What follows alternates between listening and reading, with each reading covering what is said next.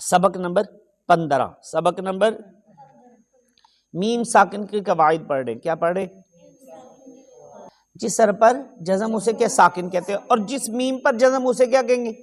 میم ساکن. جس میم پر جزم اسے کیا کہیں گے؟ ٹھیک ہے.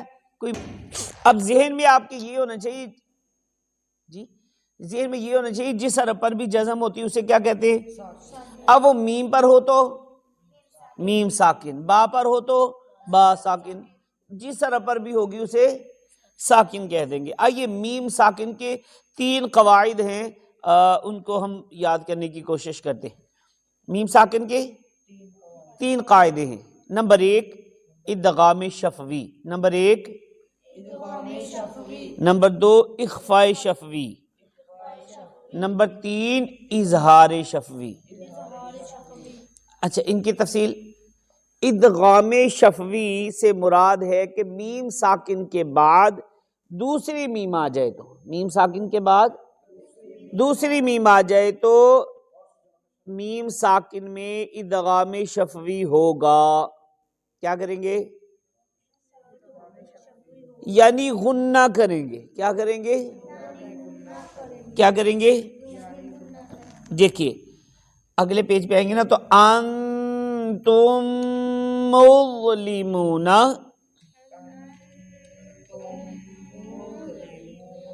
یہاں دیکھیے پہلے ہے نون ساکن کے بعد تا، کون سا قاعدہ ہوگا؟ اخفاء کا. ہم نے پڑھا نا اخفاء کا قاعدہ، نون ساکن کے بعد تا آ جائے تو کیا ہوگا؟ اخفاء ہوگا. آگے ہے میم ساکن، میم کے اوپر جزم، میم ساکن کے بعد دوسری میم آ گئی تو یہاں کیا ہو جائے گا؟ غنہ کریں گے. اس کو کہتے ادغام شفوی. کیا کہتے؟ ٹھیک ہے جی. انتم مظلمون،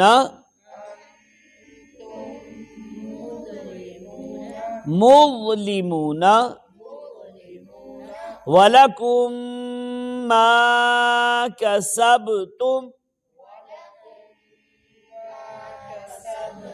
یہاں بھی ہیں میم ساکن کے بعد پھر دوسری میم آ گئی، ادغام شفوی. آتَيْتُكُم مِّن کتاب،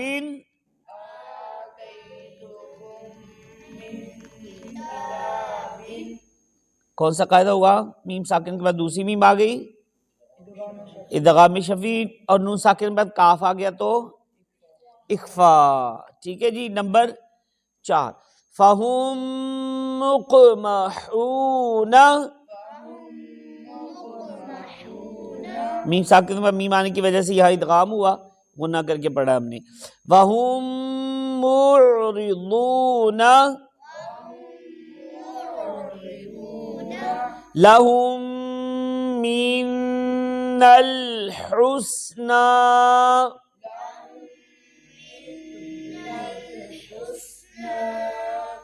میم ساکن میں میم آئی، ادغام ہو گیا، غنہ کیا.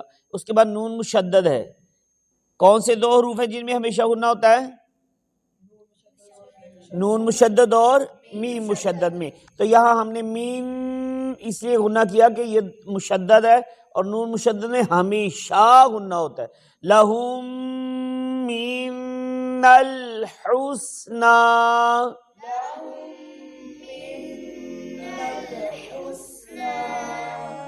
ادغام شفوی. ادغام شفوی کسے کہیں گے؟ میم ساکن کے بعد دوسری میم آ جائے تو ادغام شفوی ہوگا، یعنی غنہ کریں گے. ٹھیک ہے جی. نمبر 2 اخفاء شفوی. نمبر 2 میم ساکن کے بعد حرف با آ جائے تو میم ساکن میں اخفاء شفوی ہوگا، یعنی غنہ کر کے پڑھیں گے. اس کو بھی یہاں بھی غنہ ہوگا. میم ساکن کے بعد کیا آ جائے؟ حرف با آ جائے. میم ساکن کے بعد حرف با آ جائے تو میم ساکن میں اخفاء ہوگا، یعنی غنہ کر کے پڑھیں گے. آئیے اس کی بھی پریکٹس کرتے.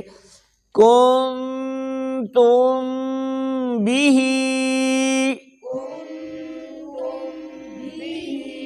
نون ساکن کے بعد تا، کون سا قاعدہ ہوگا؟ اخفاء. اور میم ساکن کے بعد با آ گئی تو اخفاء شفوی. ٹھیک ہے. اخفاء شفوی. تَأْتِهِمْ بِآیَةٍ، ترمیہم بحجارۃ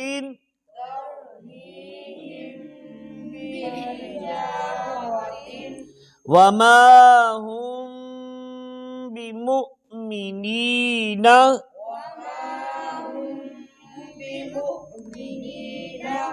بعضکم ببعض.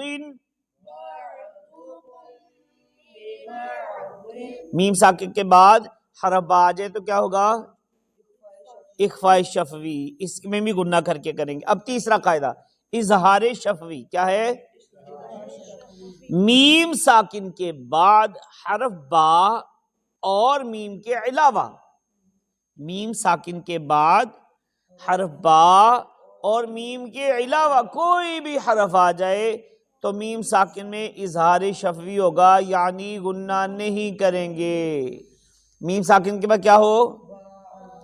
با اور میم کے علاوہ کوئی بھی حرف آ جائے. با آیا تو اخفاء شفوی، میم آیا تو ادغام شفوی. لیکن اب میم ساکن کے بعد نہ با آیا نہ میم آیا، کوئی بھی حرف آ گیا تو وہاں کیا ہوگا؟ اظہار شفوی، یعنی غنہ نہیں کریں گے. آئیے اس کی بھی پریکٹس کرتے. الم تر ہم فیہا والامر امضا لم یلد وامطرنا لکم دینکم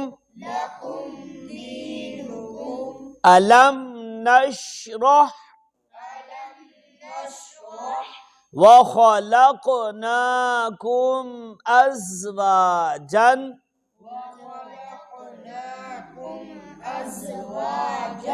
ام صبرنا ذالکم قولکم علیہم غضب